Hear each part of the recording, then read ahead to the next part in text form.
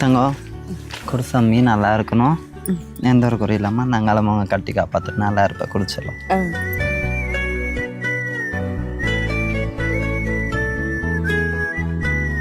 மா ஏம்மா அவங்களுக்குலாம் காசு கொடுக்குற? அவங்க தான் கைத்தட்டி காசு வாங்குற, நீயும் கொடுத்துட்டே இருக்க.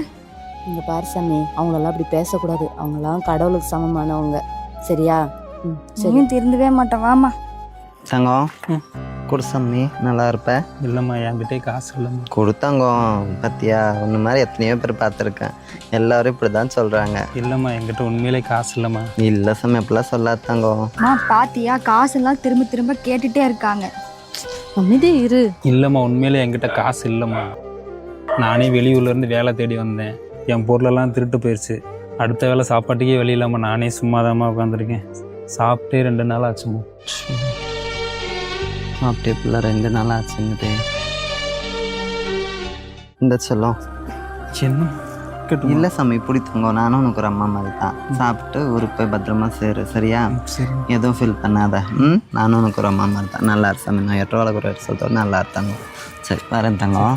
அம்மா நீ சொன்னது உண்மைதாம்மா, அவங்களும் கடவுள் தாம்மா.